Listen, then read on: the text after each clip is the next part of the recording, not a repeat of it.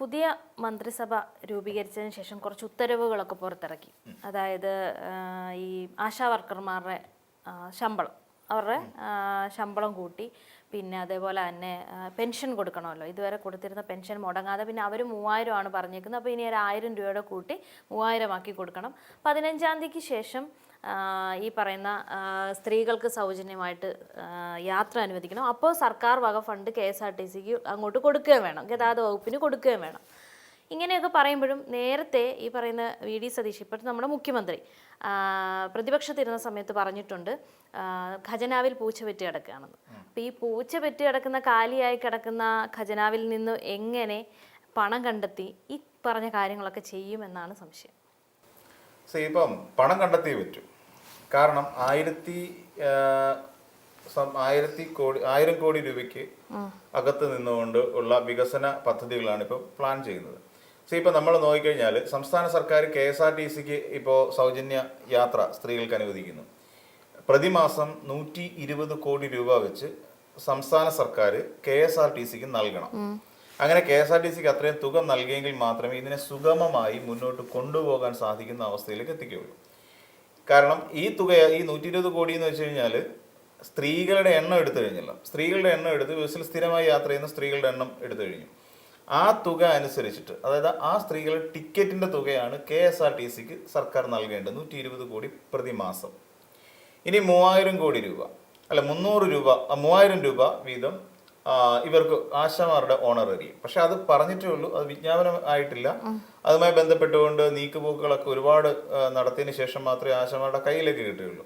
ഈ ആശാ വർക്കർമാരുടെ കാര്യത്തിൽ 3000 രൂപ എന്ന് പറയുന്നത് നമ്മൾക്ക് തിരിച്ചറിയാൻ വയ്യാത്തൊരു കാര്യമുണ്ട്. ആശാ വർക്കർമാർ കഴിഞ്ഞ 2024 മുതൽ സമരത്തിലായിരുന്നു. അതായത് 25 കാലഘട്ടങ്ങളിൽ സമരമായിരുന്നു. 25 എന്തുകൊണ്ട് സമരം ചെയ്തു എന്ന് ചോദിച്ചാൽ അവർക്ക് ഓണറേറിയം വർദ്ധിപ്പിച്ച് കിട്ടുക എന്നുള്ളതായിരുന്നു ആവശ്യം. 2016 അത് ഈ പറച്ചിൽ കേട്ടുകഴിഞ്ഞാൽ നമുക്ക് തോന്നും ഈ കഴിഞ്ഞ ഇടതുപക്ഷ സർക്കാർ 1 രൂപ പോലും അവർക്ക് ഓണറേറിയം നൽകിയിട്ടില്ല എന്ന് തോന്നും. 2016 പിണറായി വിജയന്റെ 1ാം മന്ത്രിസഭ അധികാരത്തിൽ കയറുന്ന സമയത്ത് ആശാ വർക്കർമാരുടെ ഓണററി എത്രയായിരുന്നു അറിയുമോ? 1000 രൂപയായിരുന്നു. അതിനു മുമ്പ് 500 രൂപയായിരുന്നു. VS അധികാരം ഒഴിയുന്ന സമയത്ത് 500 രൂപയായിരുന്നു അവരുടെ ഓണറേറിയം. അതിനുശേഷം ഉമ്മൻചാണ്ടി അധികാരത്തിൽ വരുന്നു. ഉമ്മൻചാണ്ടി സർക്കാരിന്റെ കാലത്ത് കൂട്ടി എത്രയാണെന്ന് അറിയാം? 5 വർഷം കൊണ്ട് 500 രൂപയാണ് കൂട്ടിയത്. ആ 500 രൂപ എന്ന് പറഞ്ഞു കഴിഞ്ഞാൽ അവിടെ VS ശിവകുമാർ എന്ന് പറയുന്ന അന്നത്തെ വകുപ്പ് മന്ത്രിയുടെ വീട്ടിൽ പോയി അവർ സമരം ചെയ്തു ആശാ വർക്കർമാർ. അതിനുശേഷമാണ് 500 രൂപയെങ്കിലും കൂടുതൽ കൊടുത്തത്. അപ്പം UDF സർക്കാരിന്റെ കാലത്ത് വലിയ മാറ്റമൊന്നും ഉണ്ടായിട്ടില്ല. അത് കഴിഞ്ഞ് ഇപ്പോൾ, അതായത് 2026 പിണറായി വിജയൻ സർക്കാർ അധികാരം ഒഴിയുമ്പോൾ ആശമാരുടെ ഓണറേറിയം എത്രയാണെന്ന് അറിയാമല്ലോ? 9000 രൂപ അല്ലേ? അപ്പൊ 1000-9000 രൂപ വരെ എത്തണമെന്നുണ്ട് എത്ര രൂപ കൂടേണ്ടി വരും? എത്രായിരം രൂപ കൂടുതൽ കിട്ടിക്കാണോ ആശമാർക്ക്? 8000 രൂപ കൂടുതൽ കിട്ടി. അപ്പൊ ഈ 10 വർഷം കൊണ്ട് 8000 കൂടിയത് എന്താ കണക്കി വരാത്തത്? 8000 രൂപ അവരുടെ ഓണറേറിയത്തിൽ വർധന ഉണ്ടായി. അത് എന്താണ് കണക്കിപ്പെടാത്തത്? ആശമാരുടെ കണക്കിൽ എന്താ വരാത്തത്? അപ്പം ഇത് ആശാ സമരം എന്ന് പറയുന്ന ഒരു സ്പോൺസേർഡ് പ്രോഗ്രാം ആയിരുന്നു. ഇതിനു മുമ്പ് നമ്മൾ യോന ന്യൂസിൽ തന്നെ നമ്മൾ പലപ്പോഴും പറഞ്ഞിട്ട് ഇതൊരു സ്പോൺസേർഡ് പ്രോഗ്രാമാണ്, സ്പോൺസേർഡ് സമരമാണ്. ഒറിജിനൽ ആശമാരിൽ 21,000 ചില്ലുവാനം വരുന്ന യഥാർത്ഥ ആശമാരുടെ സമരം അല്ല ഈ നടക്കുന്നത്. SUCI എന്ന് പറയുന്ന, അതായത് സൂസി എന്ന് വിളിക്കുന്ന ഒരു സംഘടനയിൽപ്പെട്ട പിന്നെ ഒരു വിഭാഗം ആൾക്കാർ നടത്തിക്കൊണ്ടിരിക്കുന്ന സമരം. ഇതൊരു പൊളിറ്റിക്കലി മോട്ടിവേറ്റഡ് ആയിട്ട് നടക്കുന്ന ഒരു സമരം. അതിനപ്പുറത്തേക്ക് അതിന് വലിയ പ്രാധാന്യമൊന്നുമില്ല. അപ്പൊ അതിന് ഇതിപ്പോ ഒരു പ്രഖ്യാപനം വന്നു. ഇതൊരു പ്രഖ്യാപനം മാത്രമാണ് വന്നത്. ഈ പ്രഖ്യാപനം വന്ന് 3000 രൂപ കൂട്ടുന്നു. അപ്പൊ 3000 രൂപ 12,000 രൂപയിലേക്ക് എത്തുന്നു. എത്രയാണ് UDF വാഗ്ദാനം ചെയ്തിരുന്നത്? 21,000 രൂപയാണ്.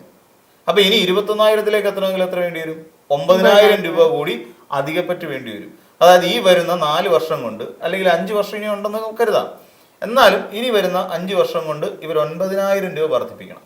11 രൂപ ഇപ്പൊ 12 അല്ലേ? ഇപ്പൊ 12,000 രൂപ ഉണ്ടല്ലോ. അപ്പം 9,000 രൂപയും കൂടെ വർദ്ധിപ്പിച്ചാൽ മാത്രമേ ഇവർക്ക് 21,000 എന്ന് പറയുന്ന UDFന്റെ വാഗ്ദാനത്തിലേക്ക് എത്താൻ കഴിയൂ എന്നുള്ളത് വേറൊരു കാര്യം. പിന്നെ ഇത് പാലിക്കപ്പെടേണ്ടതാണ്. ഇപ്പൊ ഒരു വോട്ട് കിട്ടാൻ വേണ്ടിയിട്ടാണോ ശരിക്കും പ്രകടന പത്രിക ഇറക്കേണ്ടത്? ഇതൊരു പ്രശ്നം പറ്റിപ്പോയെന്നറിയാം. പിണറായി വിജയന്റെ കാലഘട്ടത്തിൽ, അതായത് ഇടതുപക്ഷ സർക്കാരിന്റെ കാലത്ത്, ഇടതുപക്ഷ സർക്കാർ എല്ലാ വർഷവും പ്രോഗ്രസ് കാർഡ് പുറത്തിറക്കി. അതായത് പ്രകടന പത്രികയുമായി ബന്ധപ്പെട്ടുകൊണ്ട് ഞങ്ങൾ എന്തെല്ലാം കാര്യങ്ങൾ പൂർത്തീകരിച്ചു എന്നുള്ളത് എല്ലാ വർഷവും പിണറായി വിജയൻ സർക്കാർ ഈ പ്രകടന പത്രികയ്ക്ക് പോലെ തന്നെ ഒരു പ്രോഗ്രസ് റിപ്പോർട്ട് പുറത്തേക്ക് വിട്ടു തുടങ്ങി. ഈ പ്രോഗ്രസ് റിപ്പോർട്ട് പ്രകാരം കണക്കാക്കി നോക്കുമ്പോൾ ശരിയാണ്, ഇവിടെ പിന്നെ പ്രകടന പത്രിക അനുസരിച്ചുള്ള വർക്കുകൾ കംപ്ലീറ്റ് തീരുന്നുണ്ട്. അപ്പൊ ഇതുപോലെ ഇറക്കാൻ UDF സർക്കാരും ബാധ്യസ്ഥരാണ്, അതായത് VD സതീശനും ബാധ്യസ്ഥനാണ്. അപ്പം ഇവിടെ ഇനി നോക്കേണ്ട ഒരു കാര്യം, സർക്കാരിന് നഷ്ടം ഉണ്ടാവും. അതായത് KSRTC എന്ന് പറയുന്ന സംവിധാനം പൊതു സംവിധാനമാണ്, അത് പൊതുഗതാഗത സംവിധാനം. ഇത് സർക്കാർ അതിന്റെ ബാധ്യത ഏറ്റെടുത്തുകൊണ്ട് വർക്ക് ചെയ്യിച്ച് കൊണ്ടുപോകണം. അത് ലാഭമാണെങ്കിലും നഷ്ടമാണെങ്കിലും. ഇത് സ്വാഭാവിക മരണം സംഭവിക്കുമെന്ന് പറഞ്ഞത് ആര്യാടൻ മുഹമ്മദ് എന്ന് പറയുന്നത് അന്ന് ഉമ്മൻചാണ്ടി സർക്കാരിന്റെ കാലഘട്ടത്തിൽ ഉണ്ടായിരുന്ന ഗതാഗത വകുപ്പ് മന്ത്രിയാണ്. ഇപ്പൊ ആര്യാടൻ ഷൗക്കത്തിന്റെ പിതാവ് അദ്ദേഹമാണ് പറഞ്ഞത് ഒരു സ്വാഭാവിക മരണത്തിലേക്ക് KSRTC പോവും എന്ന് പറഞ്ഞിടത്ത് നിന്ന് വളരെ ആന്റണി രാജു കയറിയിട്ടും വലിയ മാറ്റമൊന്നും ഉണ്ടായില്ല. 2.5 വർഷം കൊണ്ട് വലിയ മാറ്റമൊന്നും ഉണ്ടാക്കിയെടുക്കുക KSRTCയിൽ കഴിഞ്ഞിട്ടില്ല. അതേസമയം തൊട്ടടുത്ത വർഷം AK ശശീന്ദ്രൻ ഇരുന്ന സമയത്തും പ്രയോജനമൊന്നും ഉണ്ടായില്ല. തൊട്ടടുത്ത തവണ 2.5 വർഷക്കാലം KB ഗണേഷ് കുമാർ എന്ന് പറയുന്ന മന്ത്രിയുടെ വീക്ഷണത്തിലൂടെ അല്ലെങ്കിൽ അദ്ദേഹത്തിന്റെ കൃത്യമായ വീക്ഷണത്തോടു കൂടിയുള്ള നടപടിക്രമങ്ങളിലൂടെ ആ KSRTC ലാഭകരമായ ഒരു അവസ്ഥയിലേക്ക് പോകുന്നുണ്ട്, ഏൺ ചെയ്തുകൊണ്ടിരിക്കുകയാണ് ഇപ്പം. അപ്പം ഈ സ്വിഫ്റ്റ് എന്ന് പറയുന്ന സംവിധാനത്തിലേക്ക് കൊണ്ടുവന്നു, മാറ്റം ഒരുപാട് ഉണ്ടായില്ലേ? സ്വിഫ്റ്റ് വന്നു കഴിഞ്ഞപ്പോൾ ട്രഡീഷണൽ ആയിട്ട് പോകുന്ന കുറെ പിന്നെ കണ്ടക്ടർമാരും തൊഴിലാളികളും ഒക്കെ ഉണ്ടായിരുന്നു, അവരിൽ ഒരുപാട് മാറ്റം സംഭവിച്ചില്ലേ? ഇപ്പൊ എവിടെ കൈ കാണിക്കുന്നു അവിടെ ബസ് നിർത്തുന്ന ഒരു അവസ്ഥയിലേക്ക് എത്തി കാര്യങ്ങൾ. ഒരു പ്രൈവറ്റലൈസ് ചെയ്യുന്നതിന് തുല്യമായ നടപടികളിലൂടെ ഇപ്പൊ പോയിക്കൊണ്ടിരിക്കുന്നു. ഇതാണ് സംവിധാനം. അപ്പൊ ഇത് ശരിക്കും ഇതൊക്കെ കൊടുക്കണം, ഇത് കൊടുക്കണം എന്നുള്ളതാണ് നമ്മുടെ അഭിപ്രായം. കാര്യം ഈ പ്രകടന പത്രികയിൽ വാഗ്ദാനങ്ങളായി പറയുന്ന സാധനങ്ങൾ ജനങ്ങൾക്ക് എത്തിച്ചു കൊടുക്കുക എന്ന് പറയുന്ന ഒരു സംവിധാനം എന്തായാലും UDF ഉണ്ടാവണം. ഇല്ല എന്നുണ്ടെങ്കിൽ ഈ പറയുന്ന പോലെ VD സതീശന് എതിരായി നമ്മൾ പലപ്പോഴും പറഞ്ഞിട്ടുള്ള കാര്യമാണ്, മന്ത്രിസഭയിൽ തന്നെ സതീശന് എതിർകക്ഷികളുണ്ട്. അപ്പൊ അങ്ങനെ വരുമ്പോൾ VD സതീശനെതിരായി ശക്തമായ ഒരു ജനവികാരം ഉയർന്നു വരാനുള്ള സാധ്യത ഇപ്പൊ ഇവിടെ ഉണ്ട്. ഈ സാധ്യത പ്രകാരം അല്ലെങ്കിൽ ഈ ഒരു അവസ്ഥ കാരണം സതീശന് പണി കിട്ടും. 2 വർഷത്തിനുള്ളിൽ സതീശനെതിരായിട്ട് പാർട്ടിക്കുള്ളിൽ തന്നെയും അതോടൊപ്പം മന്ത്രിസഭയ്ക്കുള്ളിൽ തന്നെയും ശക്തമായ ഒരു സമ്മർദ്ദം ഉണ്ടാവും. കാര്യം ഈ പറയുന്ന 3000 രൂപ ഓണറേറിയം പ്രഖ്യാപിച്ചു, അത് കൊടുക്കണം. 21,000 ആക്കുമെന്ന് പറയുന്ന വാഗ്ദാനം പാലിക്കണം. KSRTCയിൽ സൗജന്യമായി സ്ത്രീകളുടെ ബസ് യാത്ര 15 മുതൽ നടത്തിക്കണം. അതിന് ഇതുവരെ കൃത്യമായ ഒരു സംവിധാന ക്രൈറ്റീരിയ വന്നിട്ടില്ല. ഏത് ബസ്സിലാണ്, ഏതൊക്കെ തരം ബസ്സുകളിലാണ് യാത്ര ചെയ്യാൻ പറ്റുന്നത്. ഇനി അതല്ല, സ്ത്രീകൾക്ക് വേണ്ടി സെപ്പറേറ്റ് ബസ്, ലേഡീസ് ഓൺലി ബസ്സുകൾ, പിങ്ക് ബസ് എന്ന് പറയുന്ന സംവിധാനം ഇവിടെ കൊണ്ടുവരാനുള്ള സാധ്യതയുണ്ടോ? അങ്ങനെ തുടങ്ങി ഒരുപാട് കാര്യങ്ങൾ ഇനി ഇതിനകത്ത് പഠിക്കേണ്ടതുണ്ട്. ഇതെല്ലാം കഴിഞ്ഞ് തീരുമാനത്തിലേക്ക് എത്തി. ഈ പറയുന്ന ജൂൺ 15 എന്ന് പറയാൻ എത്താൻ 1 മാസം പോലും ഇല്ല. അപ്പൊ അന്ന് മുതൽ സ്ത്രീകൾക്ക് സൗജന്യം ബസ് യാത്ര അനുവദിച്ചു കൊടുക്കണം. ഇതൊരു സംവിധാനത്തിന്റെ ഭാഗമാണ്, ഇതൊരു സർക്കാരാണ്. അപ്പം വാഗ്ദാനങ്ങൾ പാലിക്കപ്പെടേണ്ടതുമാണ് എന്നുള്ള ഉറച്ച ബോധ്യം ഉണ്ടാവണം. പിന്നെ പൂച്ച വെറ്റ് കിടക്കുകയാണെന്ന് പറയുന്നല്ലേ ഉള്ളൂ.